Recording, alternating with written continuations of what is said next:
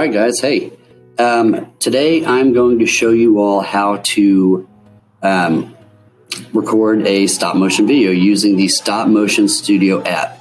It is for free in the App Store. Where are we? The icon looks like this. I will leave this up here for just a little bit. All right, this icon looks like that. I'm going to show you guys just how to do a stop motion video using Stop Motion Studio. It's fairly simple. So let's go ahead and get started using that. All right, so this is what our main menu of the Stop Motion Studio looks like. These are all different projects I've already got going, but we're going to go to a brand new project by clicking the plus button. All right, we're going to be using our friend the crayon here as the example. And there's a few things I want you guys to know before we get started. On this little settings wheel right here that's highlighted in blue, you want to make sure you go to this little icon here on the left and set your frames per second to 10. So professional grade would be 24. That's like any professional stop motion. Amateur grade would be 12, so half of that. Student grade is 10. Okay, so we're going to be doing 10 frames a second for our video. All right. After that, you just click done on the left or the right. And then we're going to click on the camera icon that's right here on the top right. So this gives us a few options. All right, so the red button here obviously is how you take a photo. So I'm going to take a photo right now. There we go. Easy. So you can see that the bottom right corner now has changed to 2. We're looking at photo 2 of 2. Important to know, this little slider on the left side here, this is going to show us the last photo that we took. This is called onion skinning. This just is a good way to know what you just did so you can adjust movements to be very small. If you adjust that slider all the way down, that's going to show you the last photo you took and you can't see what you're about to take. If you bring it all the way up, it'll show you just what you're about to take. So I would recommend putting it about here, so that way you can kind of see a ghost image of what you're about to do. Okay? So I'm going to move it just a little bit. I'm going to take another photo, and you're going to notice that it replaces the ghost image with your last photo that you took. So if I take a picture as I move it, it is constantly replacing that photo. Okay? I'm going to click on it every so often to make sure it's focused, so that way we have a nice clear image. Okay, and I'm just getting a few photos in here to for some examples for you guys. Okay, I'm going to take a few that have my finger in the way. I'm going to do this on purpose. That way we can get rid of these later.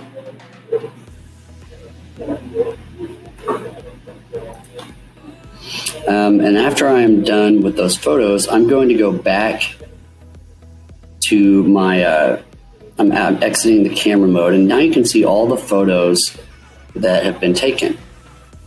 And if we can hit this play button right here and see what we've done.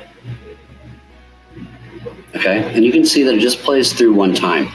If you want to change that, you can go to the settings wheel here, and you can go to the little, looks like a YouTube logo, the little play button on the right, and you can adjust it. I like to click this little looping icon and then click done, and then it's going to constantly give me a loop of what I'm doing. Okay, all right, so let's say that we want to get rid of a photo. My finger's in that one. I don't want that one in my project. So I'm going to tap on it.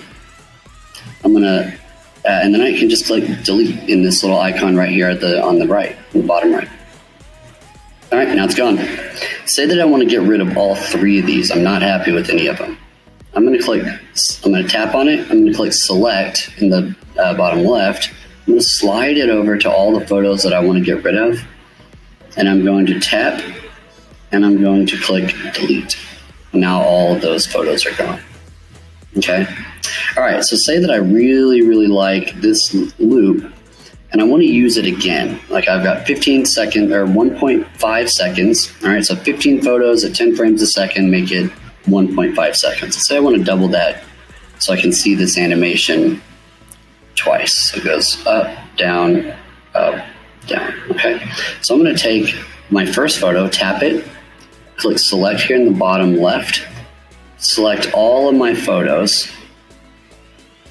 I'm going to tap the last photo. I'm going to copy it right here. And then I'm going to go to my camera, which is the live video right now. I'm going to tap and paste. So now if I play it, it looks like this. I basically have my animation going on twice. It's a little jumpy. You can find where it starts to look jumpy right there. And if you want, you can, this is a pretty cool idea. You can tap it, select it, go all the way to the last photo, tap it, and reverse it. And that should make it a little smoother. Let's see.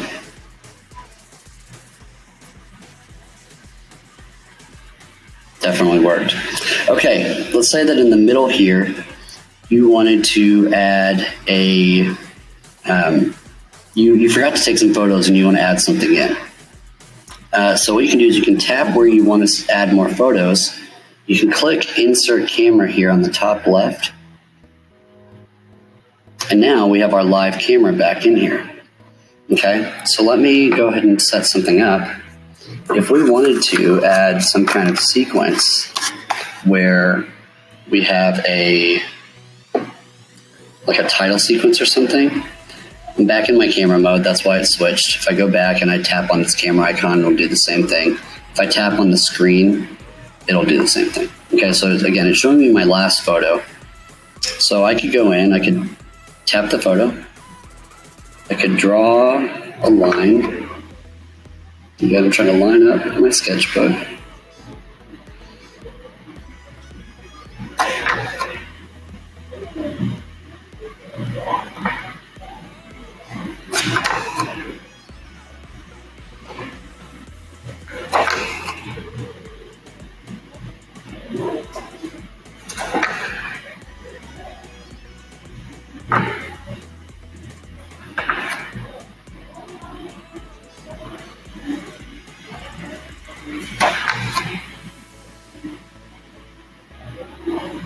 And then I'm just going to kind of spam this button real quick while it's here. So that way it stays on this a little bit longer. Okay, so watch this. I'm going to go back now, and I'm going to go back all the way to the beginning, and I'm going to click play.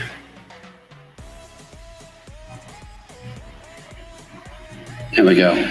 So if I wanted that high to last a little bit longer at the very end here, I'm going to select the last few frames of it, probably from here, select to about there. I'm going to tap it, copy it, go to my camera, paste it. I'm going to do it one more time so it lasts a little longer on that frame.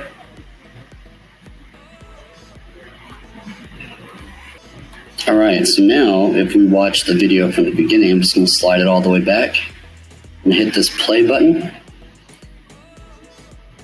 So now you can see it lasts a little bit longer on that high.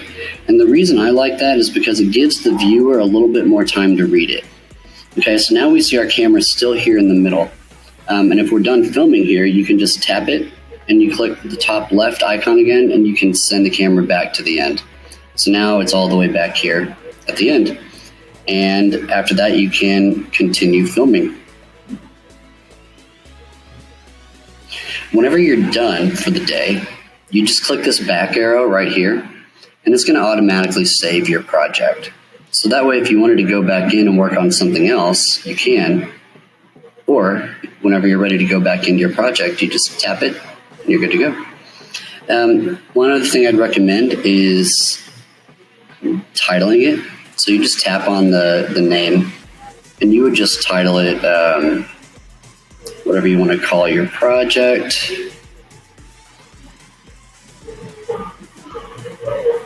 I would also say your group number.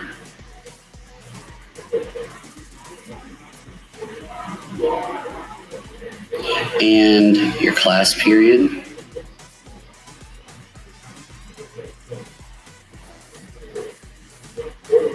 And then lastly, your name. Okay, and then just click done. right. All right. So that is how you edit in stop motion animation using the Stop Motion Studio app. I'm going to go over in later videos how to add audio, how to add, so that means like a soundtrack, like a backing soundtrack, how we're going to do sound effects, and how we can take multiple clips and put them together. Okay? Should be fairly easy to do. I'm not super worried about it. I think that you guys will be just fine with using these apps. They're very, very user-friendly, and that's why I chose them. Okay? So I will see you guys in the next video. All right.